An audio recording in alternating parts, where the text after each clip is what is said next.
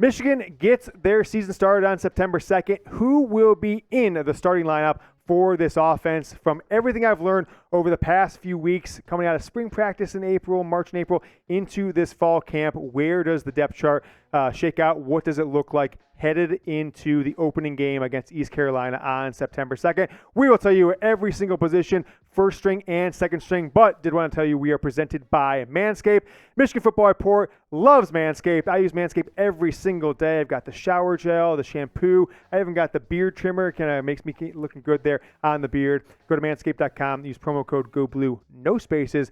Take over your bathroom with some great Manscaped men's grooming products. Use promo code GOBLUE, 20% off and free shipping. No surprise that J.J. McCarthy, of course, is Michigan's QB1 starting quarterback for the Wolverines, but might be surprising that he is backed up by Davis Warren. I think a lot of people coming out of spring ball were projecting that Jack Tuttle will be Michigan's backup quarterback, the former four-star quarterback who started a few games for Indiana like 4 seasons ago at this point. But nevertheless, Davis Warren has captured that backup role through 2 weeks of fall camp. I'm excited about J.J. McCarthy this year. Last year, 2,700 yards passing and 22 touchdowns. I think he levels up considerably, up to 3,300 yards. And folks, I'm basing those on 15 games. It is Houston or bust. 3,300 yards, 31 touchdowns. The 31 touchdowns would be a Michigan football record by a significant margin.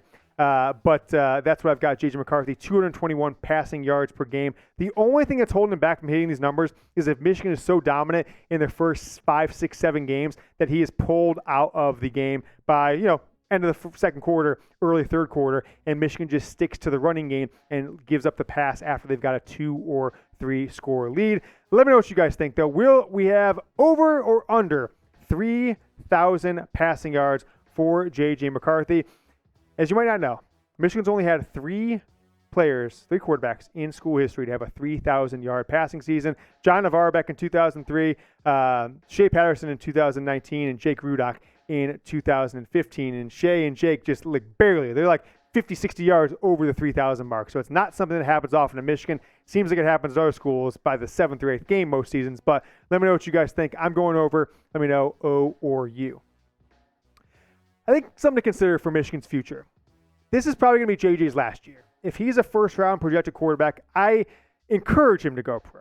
Okay? He might not. You never know. He seems to love what he's got going on in college. Maybe he wants to be the guy to lead this new crop of Michigan players after Corum and Edwards probably go pro, new offensive line next year. But if he goes pro as expected, as I expect him to, I think Michigan needs to go after a big-time starter in the portal after the season. We saw it, right? Notre Dame went and got a starting quarterback, 30-plus touchdowns from Wake Forest. Alabama went and got Notre Dame starting quarterback, and plenty of other situations 2 years ago. Hell, the Heisman Trophy winner left Oklahoma to go to USC. That's the kind of move Michigan's going to need to make after this season. I don't necessarily think, from what I've seen this summer, that Jaden Davis is going to be ready to be the starting quarterback as a true freshman in 2024. If JJ leaves, Michigan might be in a little bit of a pickle there. So get a 1-year, 2-year gap guy. I think that absolutely needs to be Michigan's focus. Start focusing on it right now, expecting JJ to leave and be ready to go after players heavy in the transfer portal come the Big Ten championship game when you've got that little lull before the college football playoff.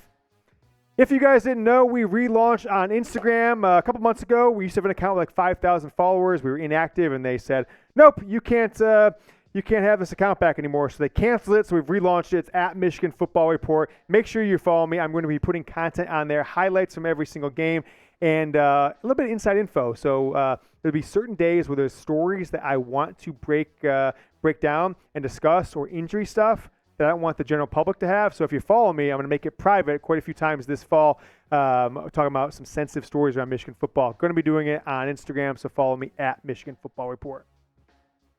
Take a look at the running back depth chart. The best 2 players in, I think, all of college football at the running back position play for Michigan. Blake Corum and Donovan Edwards. C.J. Stokes, running back number 3. Kalel Mullings. You might be saying, well, James, where's the freshman, et cetera, et cetera. Look, I think this is the game 1 depth chart. Michigan could potentially get to Benjamin Hall being the 3rd or 4th string guy by mid-season, end of the season. But this is game 1.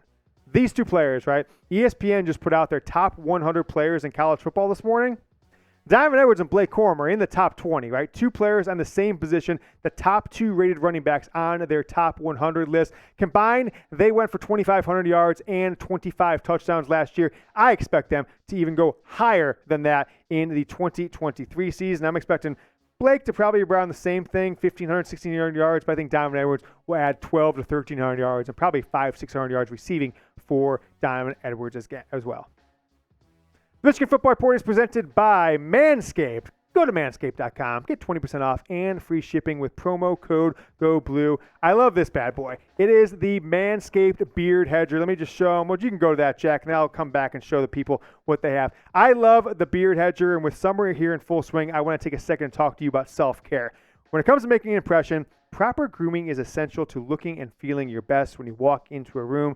And that's why the sponsors of today's show, Manscaped, are committed to helping men around the world walk and talk with some swagger this summer with the best grooming tools on the market. For the sleekest version of yourself, Manscaped has you covered from head to toe, starting with their brand new Beard Hedge trimmer. With one guard and 20 adjustable lengths, this device is is a perfect travel companion for you to take with you and trim up that mane wherever you are. 8 million men worldwide trust Manscaped. And you can enjoy this offer from Manscaped to get going with them. Join 8 million men worldwide. Promo code GOBLUE. Support our sponsors. Support the show. Christmas is coming up. You might have some birthdays, etc.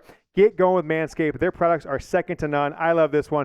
It is the beard trimmer as it's falling out of there. The packaging is awesome. Reminds me of like opening up an iPhone for the first time, right? Love the packaging. This beard hedge kit has got everything you want to take care of your beard or trim it up. Manscaped.com. Promo code GOBLUE, 20% off and free shipping. Link is in the live chat, the comments, and the description. Manscaped.com, promo code GOBLUE, 20% off and free shipping. Blake Corum, Donovan Edwards. This is the best running back combination, I think, in college football in the last 20 years, right? It's right up there with the guys at Arkansas around 2006, 2007, the USC backfield, Reggie White and Reggie Bush and Lindale White, 2003, 2004, 2005. The Don, Blake Corum, I think they're going to absolutely have a field day running the ball and catching the ball this year. So the question for you guys is this. Will both players go over 1,000 yards rushing in the 2023 season? They were just 50, 60, whatever, 70 yards away last year, under 100 yards from doing it last year, and had it not been for injuries. I mean, look, Blake Corum missed the last 3.5 games of the year. Donovan Edwards missed 3 or 4 games throughout the year and was played his last 3 with a cast on his arm. And those are still the numbers that they put up. Give me a Y for yes, an N for a no. Jay Florio, Mitch Kappas in the live chat, they're saying yes. Let me know what you guys think. Give me a Y or an N.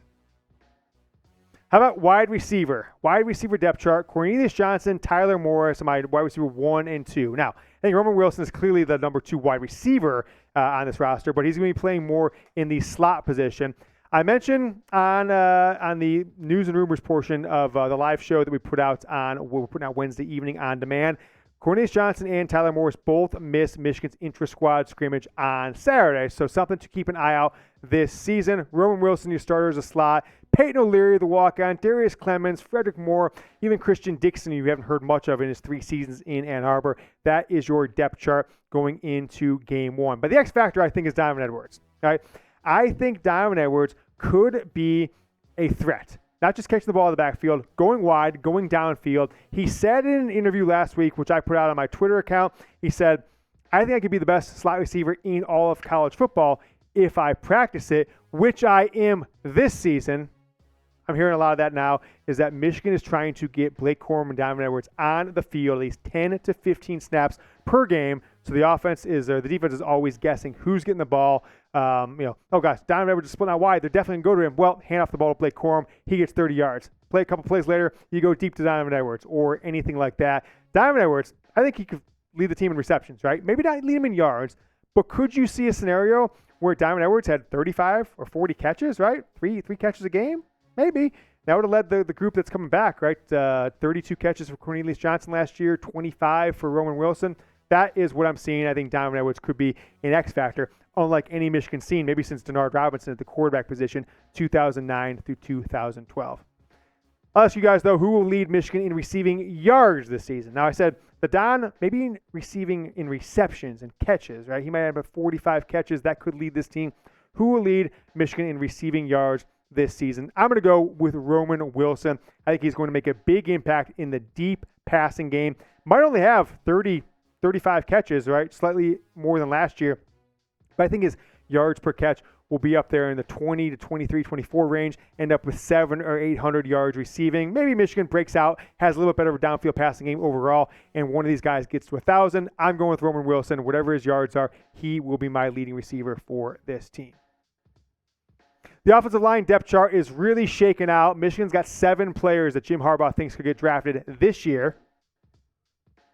Highlighted by Zach Zinter, highlighted by Carson Barnhart and Trevor Keegan, the returning starters.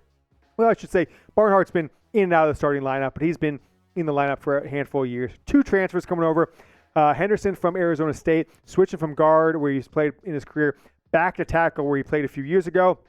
And then Drake Nugent from Stanford is going to get the nod at the center position. Backed up, right? The 2 players, Trente Jones and Miles Hinton, are the players that could get drafted this year if they were to leave. Hinton's got 1 year of eligibility. I think Jones does as well from the COVID year. Giovanni El Hadi started a few games last year. Raheem Anderson and Reese Atterbury, who haven't played a ton. Anderson looked really good in the spring game. That is your 2 deep on the offensive line, and I am highly confident that that'll be your starting 5 when the season gets going here in under 3 weeks. If you guys have yet to do so, make sure you subscribe to the channel as we approach 27,000 subscribers. Jack, did you hear that? Beep, beep, beep, beep. It's an alert. We may be doing live shows every single Michigan football game. I'm pretty confident we're going to do one. I'm going to be, camera and mic on me during the entire Michigan ECU game on September 2nd. It's being broadcast on the Peacock, the Cock. Jack will have a camera on him, Jack will have a mic. You'll see me reacting to every play, which could get a little wild because I flip out. Jack, you remember last year. I flip out sometimes if good or bad things happen. So make sure you subscribe. And if you want a little entertainment, as an aside, mute your TV if you're watching the game, if you're watching the Cock. Join us here on YouTube and follow along and just kind of see my analysis on every single play. Subscribe, youtube.com/MichiganTV. Take a look at that depth chart one more time. Darrius Henderson, Trevor Keegan, Drake Nugent, Zach Zinter, Carson Barnhart. What you could see, what I believe, I did a little research, this could be the first time these 5 guys that one school has had 5 offensive linemen drafted in the same draft. And hell, if Trente Jones or Miles Hinton rotates in enough, they could go pro. You could have 6 or 7, which have never happened, of course, if 5 haven't happened. But 5 starters taken in one NFL draft has never happened as far as we know in college football history. That is what Michigan has to offer this year. And it's crazy to think, right? This offensive line with 3 starters coming over from the Pac-12, right? 2 from Stanford, Nugent and Hinton, and Henderson come over from Arizona State. Paired with Zach Zinter, Trevor Keegan, Carson Barnhart, Giovanni El Hadi. You've got just such a deep line. You've got maybe 9, 10 guys that Jim Harbaugh feels confident putting out there against anybody, including Ohio State. This offensive line could be better than the last 2 years that won the Joe Moore Award as the best offensive line in all of college football.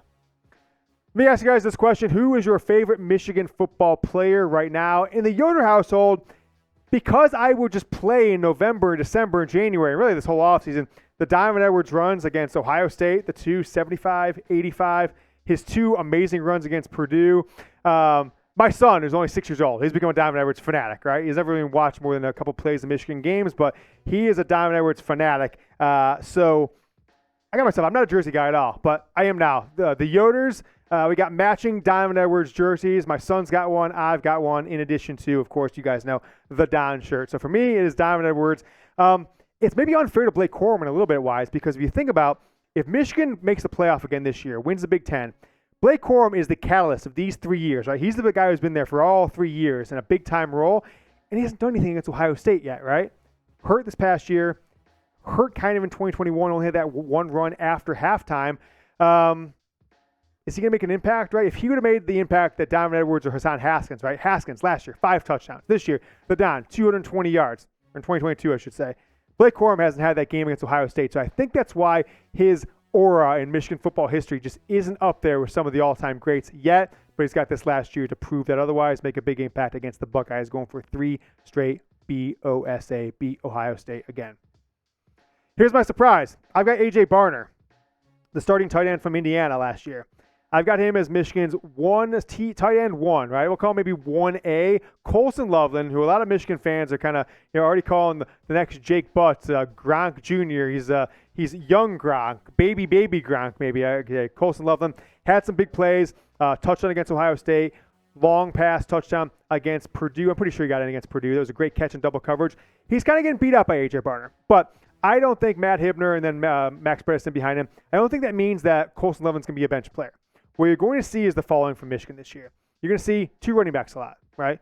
Corum Edwards, one of them breaking out, wide receiver sometimes. You're also going to see a ton of two tight end sets where one guy is on the line as a true tight end and the other one goes out as a big slot receiver. So Colson Loveland, right, he might be a star in the making, but for right now, A.J. Barner is your starter, although it is as close as you can possibly be. Two tight end sets will be frequent in this offense.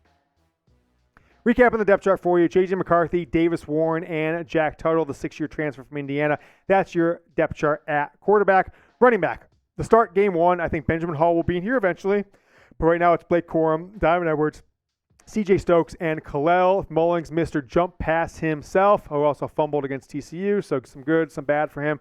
Cornelius Johnson, Tyler Morris, Roman Wilson, right? Morris was J.J. McCarthy's high school teammate when McCarthy was a junior. Morris was a sophomore before J.J. went down to IMG for his senior year. Both those guys, Johnson and Morris, have been hurt in the past week, didn't participate in Michigan scrimmage on Saturday, so something to keep an eye out for. On the offensive line, I've got these guys, my 5 starters. I would almost take it to the bank. Henderson, Keegan, Nugent, Zach Sinter, and Carson Barnhart with Miles Hinton, Giovanni El-Hadi, Raheem Anderson, Reese Atterbury, and Trente Jones backing them up. As we just showed you, A.J. Barner, your starting tight end with Colson Loveland. I'm calling him a starter because I think he'll be on the field enough to be considered a starter, tight end 1B, and he might overtake him, right? Maybe A.J. Barner's just a better practice player right now. Matthew Hibner, and then Max Bredesen is your tight end 4. All those guys got plenty of snaps, at least Loveland, Hibner, and Bredesen, like with a 3, 4, and 5 last year, and they were on the field a ton. So expect them to be on the field a ton again this season.